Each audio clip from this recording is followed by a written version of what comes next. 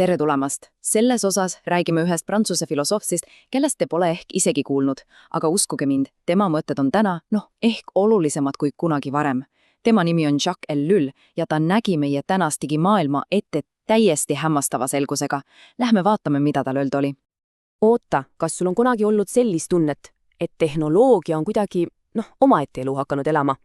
Et sa oled justkui osa mingist süsteemist, mille üle sul tegelikult kontroll puudub.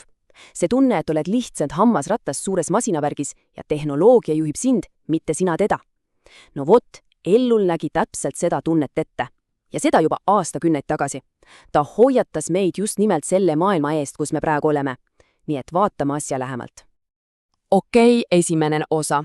Nähtamatu süsteem. Ja siin peitubki Elluli geeniaalsus. Ta sai aru, et asi pole üldse sinu nutitelefonis või mingis konkreetses äpis. Ei, probleem on palju sügavamal. See on süsteem ise, üks nähtamatu jõud, mis on meie kõigi elud enda haardesse võtnud. Mõtle korraks niimoodi. Tehnoloogia pole enam lihtsalt tööriistakast, kust me asju võtame. Ei, see on pigem nagu õhk, mida me hingame. Või vesi, milles me ujume. See on keskkond, mis meid ümbritseb. Ja Elluli väitel on sellel keskkonnal tekkinud oma enda loogika. Ja see loogika on lihtne. Ainult efektiivsus loob. Seda ei huvita sinu väärtused, sinu tunded, mitte midagi. Ainult ja ainult efektiivsus. See on iseseisev, isetoimiv jõud. Ja nüüd läheb asi eriti huvitavaks. Mõtle korraks nendele punktidele. Süsteem toimib, lihtsalt sellepärast, et ta toimib. Tal pole mingit kõrgemat eesmärki. Ja see kasvab ise, kombineerides juba olemasolevaid tehnoloogiaid. Ellul väitis, et tegelikult me ei leiuta enam midagi radikaalset uut. Me oleme pigem nagu legoklotsidega lapsed, kes lihtsalt panevad olemasolevaid tükke uutmoodi kokku. Inimesed leiutajad polegi enam vaja. Ja tulemus on täielik paradoks. Me oleme loonud maailma, mis on võimsam kui kunagi varem, aga samal ajal tunneme me ennast ja oma tegusid täiesti tühisena. Nüüd joome aga natuke ebamugavama osani, sest kõige lihtsam oleks ju öelda, et see kuri süsteem on meile kuidagi peale surutud. Aga Elluli järgi see nii ei ole. Me ise toidame seda iga päev. Me oleme selles kõiges kaasaosalised. Ja Ellul ei hoidnud siin ennast üldse tagasi, ta ütleski otse välja, mustvalgel, me oleme kõik väga täpselt kaassüüdlased. See on päris karm, eks? Mõte, et me polegi süütud ohvrid, vaid selle süsteemi aktiivsed kaasloojad. Ja see toimib nagu nõiering. Vaata ise. Esiteks meie nõuame progressi. Me tahame, et kõik oleks parem, kiirem, efektiivsem. Uuem telefon, kiirem internet, mugavam äpp, eks ole? Teiseks, süsteem vastab. Ta annab meile täpselt seda, mida me küsime. Ja kolmandaks, iga kord, kui me saame selle, mida tahame, anname me ära tükki oma vabadusest. Me kaotame võime, lihtsalt astuda sammu tagasi ja asja kriitiliselt hinnata. Meist saavad markamatelt oma enda soovide vangid. Ja loomulikult, see kõik jätab oma jälje. See ei ole mingi abstraktne ühiskondlik probleem. See süsteem ei ründa ainult väljastpoolt. See poeb meile naha alla. See killustab meid seestpoolt. Siin on esimene suur lõhe meie mõtete ja tegude vahel. Mõtle korraks. Me võime oma peas olla suured kriitikud ja mässajad. Meil on oma väärtused. Aga siis läheme poodi ja meie teod on ikkagi süsteemi poolt ette kirjutatud. Me võime vihata suuri korporatsioone, aga ostame ikkagi nende tooteid, sest see on lihtne ja efektiivne. Ja see ongi see lõhe. Meie mõtted ja teod on täiesti lahus. Ja siit tuleb teine lõhe, töö ja vaba aja vahel. Elluli järgi on töö paljude jaoks muutunud millekski, täiesti maitsetuks, mõttetuks rutiiniks. Ja siis selle kompenseerimiseks otsime me oma vabal ajal täiesti meelehaitlikult mingit tähendust ja eesmärki. Üritame sinna suruda kõik selle, mis tööst puudu jääb. Meie elu on lihtsalt pooleks rebitud.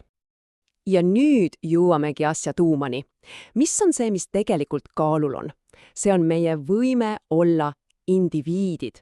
Teate, see sõna tuleb latiina keelest individus ja see tähendab sõna-sõnalt jagamatu, tervik. Aga kogu see tehniline süsteem teeb täpselt vastupidist. See jagab meid, killustab meid, rebib meid tükkideks. Okei, see kõik kõlab päris süngelt, eks? Tekib küsimus, et mida siis teha? Kuidas me vastu hakkame? Aga siin on konks.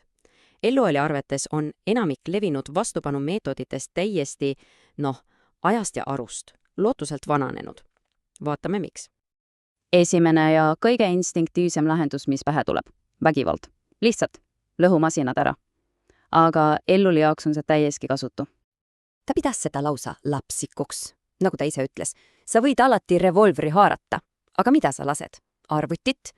See ei muuda mitte midagi. Selle ühe arvuti asemel ehitatakse 10 uut ja veel paremat.